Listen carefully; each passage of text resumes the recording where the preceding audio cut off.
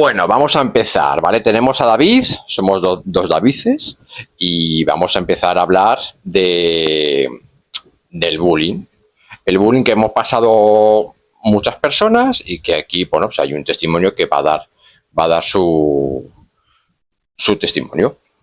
Entonces, ¿qué tal, amigo? Bien, a pesar de esta tarde de calor que hemos tenido para ello, pero bueno, bien. Ahí con el ventilador, aunque no se escucha, pero bueno, bien.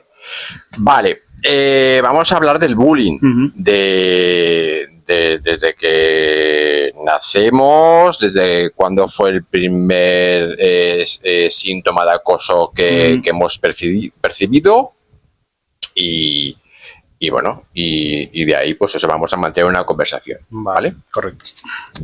Entonces, cuéntame, ¿cómo ha sido tu infancia y dónde fue tu primera experiencia de acoso? Nadie olvidamos nuestra primera experiencia de acoso. No la olvidamos nadie. Pues yo creo que tendría aproximadamente, lo estaba pensando mientras que venía aquí, debería tener a lo mejor 6, 7 años a lo mejor. Era en un colegio en el que estaba allí en Tenerife y fue la primera vez que un niño me llamó mariquita. Yo no sabía ni lo que significaba eso, o sea, mariquita. Creo que a lo mejor lo relacionaba como eres una niña. Siempre ese aspecto de lo femenino es como más peor. Y recuerdo que llegué a mi casa llorando y se lo dije a mi madre. Y fue a hablar al día siguiente con la profesora y la profesora habló con el alumno. Y ahí paró. Lo que pasa es que luego me cambiaron de colegio y allí fue peor. Allí sí que fue muchísimo, pero muchísimo más peor. Duró, vamos, hasta que salí de allí, que tendría a lo mejor 18 años. Sí, porque además justo es mitad de ese curso me cambiaron a otro colegio en ese mismo curso. ¿Desde primaria o Sí. EGB? Porque tú y yo hemos hecho EGB. Sí, EGB. Somos mayoras, pero bueno, oye. Y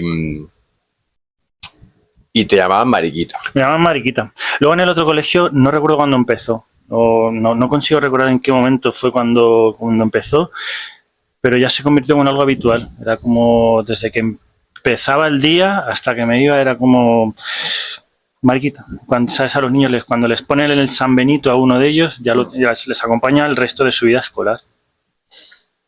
Vale, ¿tú recuerdas cómo te hace? Yo recuerdo, o sea, yo lo tengo súper marcado y todos los traumas que tenemos y que hemos desarrollado, yo en mi opinión, vienen por ahí también, o sea, de cómo se ha gestionado todo eso, de cómo han habido o no han habido protocolos, porque en mi época, yo en mi caso, no había protocolos. O sea, la orientadora estaba ahí tocándose la figa y el parrús sentada y haciendo caso. El psicólogo o la psicóloga más de lo mismo y los tutores y las tutoras más de lo mismo. No hacían nada. O sea, son cosas de niños. O sea, ya se les pasará. Son cosas de niños y a mí, como en tu caso, también me duró pues desde primero de GB hasta la secundaria. O sea, yo ya salía al bachillerato y ya fui como libre. Claro. Yo mira, era un colegio privado, ahora se llaman colegios concertados. Entonces yo hacía tanto la EGB como luego lo que era el BUP en el mismo centro. O sea, con la misma gente que durante toda la infancia te ha estado torturando, te ha estado haciendo la vida imposible. Se supone en tu caso, por ejemplo, dices, bueno, pues yo llegué al instituto y a lo mejor tuve la oportunidad de cambiar o de empezar de cero para olvidarme de que yo ni siquiera tuve esa posibilidad. Es más, la gente que iba viniendo nueva, ya les contaban quién era yo para seguir con la misma bromita. Para seguir con, o sea, acosándote. Mira, te puedo decir cosas. Las niñas hacían algo que me ha marcado durante el resto de mi vida, y es que cuando yo tocaba algo, cogían un spray como si yo fuera algo apestoso y echaban, mira, qué asco, no sé qué. O sea, si luego los niños, y creo que todos lo hemos pasado en educación física, cuando había que hacer equipos de fútbol, empezaban a elegir todos y a mí me dejaban el último. Y a lo mejor, como era el último, el que le había tocado a mí, que era yo el que tenía que entrar, decía, te quedas con él. Y me ponían de portero. Y a mí la verdad es que nunca me ha gustado el fútbol ni me gustaba nada y se me daba fatal y claro, me metían goles y encima los de mi propio equipo venían y me pegaban. Vale. Ya, es una mierda. Es una mierda porque, a ver, ahora yo entiendo, tampoco lo conozco, o sea, me estoy informando, pero yo creo que ahora hay más protocolos y más, Yo creo que sí. creo, pero por lo que yo estoy viendo por ahí, tampoco Bueno, te creas que hay mucha. Tú has hablado de mucha psicólogos historia. y de orientadores Sí. y tal. ¿Dónde estaban? No había una tutora, la que llamó a mi madre para decirle que había detectado eso, o sea, que tampoco era muy difícil ver El eso. séptimo de GB que había detectado Había eso. detectado algo que decía que cuando yo, por ejemplo, hablaba en clase, había mucha gente que por detrás empezaba a reír. Claro. Y el problema de todo esto, además, es que yo me sentía culpable. Es decir, yo pensaba que me pasaba a mí porque era culpa mía. Sí. O sea, que era culpa mía que yo no actuaba o no me comportaba como no me gustaba el fútbol, me tenía que gustar, etcétera, etcétera. O sea, yo siempre he pensado que los chavales, a ver, un chaval no tiene la capacidad de distinguir entre el bien y el mal. O sea, un chaval de 10 años no tiene esa capacidad. O sea, lo hace porque lo ha visto, porque continúa con el acoso y porque lo ve en casa y porque en casa tampoco le han explicado cuál es la diferencia y tampoco le han dicho, oye, chaval, ¿qué haces? Es que, por ejemplo, mira, esta profesora que te digo que se dio cuenta, oye, muy agradecido por ella, pero las acciones que tomó eran hablar con los alumnos. Es que yo a día de hoy pienso que no se debe hablar con los alumnos. Hay que hablar con los padres, porque los padres son al final el último eslabón en la educación del niño, de la niña. Son los que tienen que explicarle a su hijo o a su hija, mira, eso que estás haciendo está mal. ¿Sabes qué pasa? Que muchos padres se creen que mandando a sus hijos les están enseñando, pero la educación, los valores se enseñan en casa. Efectivamente. Y los chavales los ven en casa. Si tú tienes una familia, si tú tienes unos padres que se despreocupan completamente de ti, que empiezan, déjalo, que es cosa de niños, ya se les pasará, que exagerados sois, es un síntoma de acoso. O sea, los padres silencian también ese acoso, son cómplices de ese acoso. O sea, es como un maltratador. Sí, es como un maltratador. O sea, el maltratador ya sabe cuál es la diferencia y ya sabe lo que está haciendo. Y además yo creo que disfrutan, porque yo recuerdo de algunos que tenía que disfrutaban viéndome llorar, viéndome sentir débil. Porque eso lo han visto. Eso lo han visto. Seguramente. O sea, a mí no se me ocurría nunca hacer todo eso. O sea, nunca lo he hecho y nunca lo haré. Pero es lo que yo estoy haciendo, diferenciando. Un maltratador sabe lo que hace. Efectivamente. Sabe lo que hace y es el mismo método. Aísla a la víctima, la insulta, la veja, o sea, la coacciona. Y luego ya vienen las palizas. Y luego ya pues viene el peor desenlace.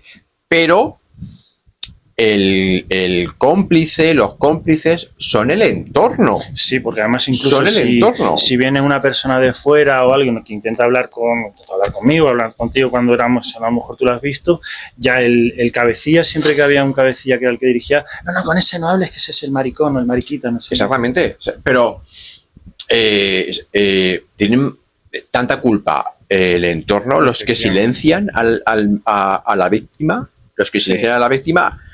y favorecen el maltrato. O sea, lo aupan, le dicen, le siguen el rollo, pues eso, se callan, hacen como si no ven nada y continúan con todo eso. Al final son jerarcas. Creo que mucha gente dice, pero vamos a ver, o sea, esos chavales que acosan en el colegio, ¿qué tipo de desarrollo luego pueden tener a la hora de no sé, de crecer y de entablar algún tipo de relación con alguien. O sea, van a seguir acosando. O sea, ellos van a decir que han sido unos acosadores en el colegio. Pues yo he trabajado con gente y muchas veces en la hora de la comida que lo ha admitido abiertamente. Ah, sí, sí, yo en clase era el golfete, siempre me metía con la El gente. golfete. Y claro, y muchas veces la gente se queda así de mayor, te siguen dando las gracias. En vez de decir, oye, mira, pues estás haciendo algo mal, quizá le has traumatizado la vida a alguien. El resto de su vida se la has jorobado para siempre. Se la ha jodido. Se la ha No lo jodido sabes si no porque, eres consciente. porque ¿cómo gestionas luego todas las relaciones? O sea, a mí también hablo de manera personal. A mí me ha jodido a la hora de relacionarme con personas, con relaciones de pareja, con amistades. O sea, yo he desarrollado un apego evitativo Totalmente, horroroso. O sea, vamos, o sea, yo escucho la palabra relación estable y salgo corriendo. O sea, me entran los 7 males y salgo corriendo. Incluso no te pasa a lo mejor que hoy en día, con la edad que tenemos, ves un grupo, a mí pasa un grupo de adolescentes de 40 años y paso al lado de ellos y una parte de mí está atemorizado todavía. Una parte de mí, muy profunda de mi cuerpo, está diciendo, te van a decir algo.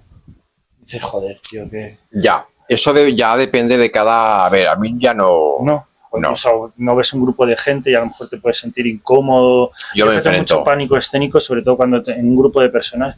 A raíz de eso y hablar en público, hoy en día son cosas que evito totalmente. Ya. Porque me llevan a ese momento. Yo llego a un momento en el que me enfrento a las situaciones. O sea, ya tengo 40, tengo 45. O sea, ya tenemos una edad. No sé, creo que es todo su evolución. Y a mí me ha costado años de terapia, años de autocuidado, años de sanación también y de entender cómo ha pasado todo esto y de entender que afortunadamente estos temas ya se visibilizan. Sí, hoy en día muchísimo. Ya se visibilizan. Muchísimo. Hace años eso estaba escondido. Sí, pero se sigue haciendo la misma técnica que es la de cambiar a la víctima de colegio o de instituto, que es absurdo. Exactamente. O sea, encima es más culpabilidad sobre la propia persona. ¿Cuántas madres? Porque solo salen madres. Sí. En televisión. Porque a los padres no les gusta hablar de eso, ¿no? Pero tío, eres su padre. Ya, pero yo creo que se sienten avergonzados porque piensan que es culpa suya también. ¿Pero por qué? ¿Por la masculinidad? Sí, efectivamente. Pues tío, vamos a ver. Ayúdale. Ayuda a tu pareja, ayuda a la madre de esa criatura. O sea, no dejes toda la responsabilidad a la madre. O sea, yo por mi hermano el mayor también, que siempre echaba toda la responsabilidad a mi cuñada, con mis sobrinas. Oye, encárgate tú. Oye, que la niña está llorando. Tío, de verdad, ¿no sabes levantarte y coger a la niña? ¿Ves? Eso es una cosa que el propio niño va a ver, que lo va a aprender. O sea, o el niño o la niña va a aprender eso. O sea, puede ser que el acosador también haya visto eso. O sea, que se vea reflejado más en una parte de los padres y de las madres. Probablemente. Si los niños ven y repiten lo que ven en casa, porque es que lo hacen así, porque al final, desde que naces, lo único que ves son a tus padres y lo que como ves, cómo actúan ellos, pues tú lo vas a hacer igual cuando eres un niño. Imitas a tu padre, imitas a papá, imitas a mamá, al final es que es un poco igual. Total. Y de cara a tus relaciones y de cara a pues eso, tus relaciones de pareja, tus relaciones afectivos sexuales, tus relaciones sociales, ¿te ha afectado de alguna manera? Bastante, sobre todo más en relaciones de pareja, así en relaciones sociales, donde produce más ansiedad. Era lo que hablaba antes, cuando yo a un grupo de personas intento mantenerme como muy invisible, entre comillas, para inconscientemente evitar que alguien se fije en mí, a ver si me va a decir algo, no sé qué. Es algo que se te queda ahí en tu programación básica de lo que es en tu día a día. Y todo esto me hacen daño. Pero luego a nivel lo que es una relación sentimental, en ese caso no creo que me haya afectado en ese. No. a mí sí que me ha afectado bastante. Y a la hora de salir de marcha y entablar amistad con alguien y ligar con alguien, yo no sé. Yo no sé, pero por el miedo a que se rían, por el miedo a que me digan estúpida, absurda, ¿qué haces? O sea, eres fea.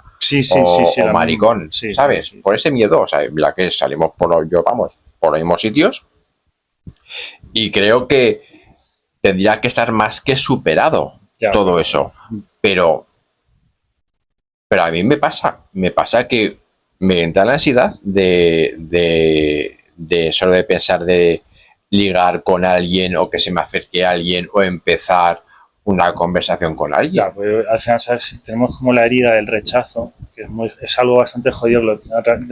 Vivir con la herida de un rechazo la tienes ahí abierta siempre y cualquier cosa que te hagan así te va a seguir doliendo y te va a recordar a situaciones pasadas que quieres evitar en el presente, que es absurdo, pero funcionamos así, somos así de...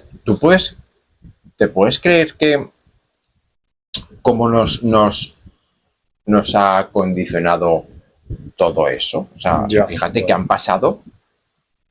Yo cuando terminé la secundaria, si la terminé con 16 años, 14 años, 15 años, o sea, han pasado 30 años y todavía seguimos con la herida y... Sí, porque eso es que se mantiene ahí siempre. Si no por mucho que tú lo trabajes, yo creo que al final eso se te queda y nos recuerda a todo lo que hemos vivido, incluso, o sea, yo echo la vista atrás y todavía sigo pensando y tengo pequeñas imágenes de todo lo que me ha pasado. Sí, igual. O sea, y recuerdo muy bien lo que pasaba en clase, recuerdo muy bien lo que pasaba en el recreo. Después yo recuerdo una imagen que yo iba con mi hermano, somos mellizos, y yo iba con mi hermano el mellizo por la calle y nos perseguían unos chavales. Y yo, llámame raro, pero yo ya intuía algo. O sea, y era un chaval. Se percibe enseguida que algo no... Era un chaval. O sea, y yo ya veía algo. Y yo le decía a mi hermano, adelántate a casa y llama a la mamá y que baje. Oye, fue visto y no visto. O sea, eso sí, nos liamos a hostias. O sea, empecé a darle hostias. Yo creo que descargué toda mi rabia y toda mi ira de todos los años. Que tenías acumulada de todo lo y se lo llevaron ellos. Sí. Pero de verdad, o sea, que yo me acuerdo, tengo la imagen de ver al chaval este con un bollo en la cabeza que le hice. Bueno, ¿te sirvió como terapia? Me sirvió como terapia, la verdad. Yo, mira, digo muchas veces, ¿vale? Del autocuidado y del rollo zen y tal. Pero mandar a la mierda a alguien de vez en cuando está muy bien, ¿sabes? Sí. Yo no estoy a favor de la violencia. Pero si te tocan los cojones, te defiendes. Sí, pero ¿sabes qué pasa? Que a lo mejor, no sé si es tu caso, pero eso, yo creo que esas experiencias al final han creado en nosotros a lo mejor una situación de ser un poco pasivo-agresivo y pasar de una sensación de, bueno, no pasa nada, a explotar de repente y explotas de forma desmesurada. Por lo que tú... le pediste a este chaval. Pero yo era un chaval. Yo a veces me he enfadado con gente y ha sido desproporcionado total, pero porque realmente no le estaba regañando a esa persona, estaba regañando a gente que venía totalmente de la infancia, porque me recordaban algo que me habían hecho cuando era pequeño. Tenía 14 años. Yo me acuerdo que tenía 14 años. O sea, y estaba, pues, sí, en octavo de GB. Y recuerdo muy bien esa imagen, la recuerdo. Y me acuerdo que me pegaron un puñetazo también por la calle que me dejaron sin aire. O sea, me pegaron un puñetazo en toda la boca del estómago que me dejaron sin aire. Y son imágenes que recuerdo y que las tengo muy grabadas. Yeah. De verdad, o sea, cómo es la mente, ¿no? Cómo somos de no sé, nos defendemos. Nos sale el momento defensa. Y al recordar todo eso, pues ya huimos de cualquier tipo Sí, de relación o de evitar que vuelva a ocurrir algo o evitar. parecido. Totalmente. O sea, me ha pasado. Yo, por ejemplo, muchos deportes y tal no hago porque tengo miedo de si lo voy a hacer mal. Me acuerdo que había uno que jugábamos a baloncesto y si no encestaba bien, me daba balonazos, tío, me golpeaba, me tiraba el balón así para darme. Yo ahora estaba pensando, yo creo que su padre le hacía eso, cuando le quería enseñar a hacer algo, le pegaba así, entonces él pensaba que su forma de expresar el enfado era golpeando a otra persona. Es que al final ves lo que estábamos hablando. Si llegó junto todo esto, que ahora ya que estamos hablando ya me van volviendo recuerdos y todo eso. Hablo ya de profesores que ya están muertos. O sea, ya se habrán muerto. O sea, no sé qué. Yo sé de uno que se murió, que tenemos un grupo de Facebook que a veces veo por entrar. Y veo Don Luis, porque eran todos Don. Sí. Don y Doña. Yo también vivía con eso. Murió hace años y todavía sigo viendo. Qué buen profesor. Pero si pegaba unas hostias con la mano abierta y te tiraba la tiza. Encima que tú tenías, pasaste por eso. Te tiraba la tiza a toda la cabeza también. O sea, te veía hablando y te tiraba la tiza. O sea, como qué buen profesor. Eso nada. Pero bueno, al final luego idealizas un poco lo que no era. Pues yo idealizas. Mira, ya cuando eres pequeño. Pero idealicé muchas cosas.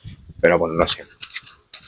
Y luego recuerdo que la violencia ya de los chavales y del colegio llegó también a los profesores. Sí. Yo me acuerdo también de una imagen que yo ya me empecé a rebelar. Porque yo soy claro. Me rebelo ante las cosas. O sea, no lo puedo evitar. Y me acuerdo que estábamos sentados como en un respiradero. Estábamos sentados ahí y llegaban unas niñas con el profesor detrás. Es que nos queremos sentar allí. Y yo pues no me voy a bajar porque no me da la gana.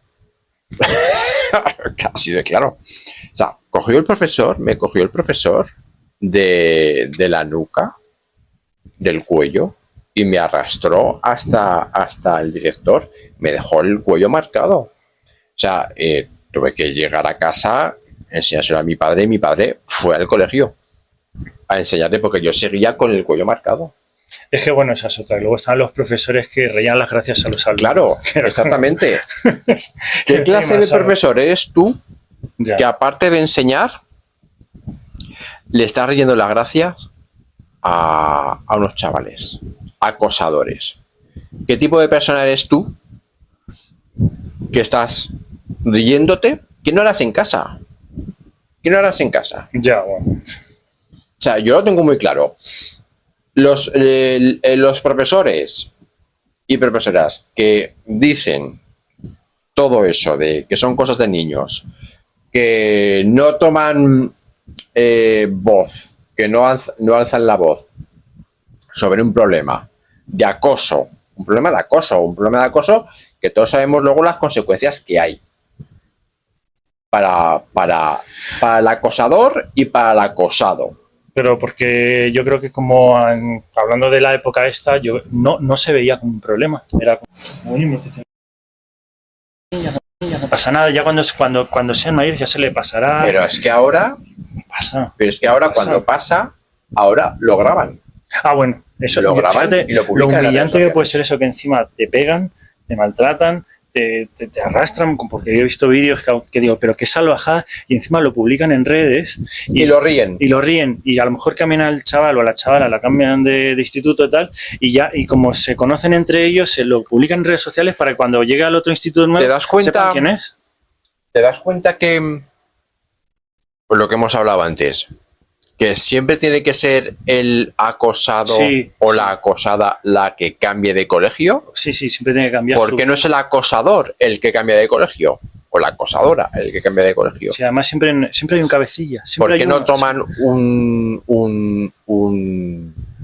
No sé, ¿por qué no hacen, no dar ejemplo y el protocolo? Es que no conozco el protocolo, no conozco el protocolo, tendría que leérmelo.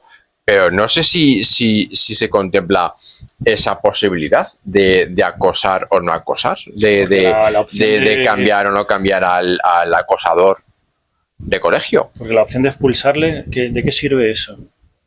Te expulsamos 5 días o ¿sirve de algo? La educación es obligatoria y no lo puedes expulsar. O sea, habría que llamar a servicios sociales y que se presenten en casa y que den explicaciones. Que den explicaciones. Si los padres tampoco toman acciones en esas circunstancias o viven una vida en la que están trabajando muchas horas o lo que sea, el niño está desatendido, la niña, pues reacciona de esta forma. Si el origen, yo siempre he dicho que son los padres, están los padres. El entorno, si lo ven en casa, lo reflejan, ¿no? Lo reflejan, o sea, en el colegio y fuera del colegio, o sea, también fuera del colegio, en la calle. A los chavales están todo el día más, a ver, están más jugando a juegos y ya todo eso, pero o lo que yo veo en la calle,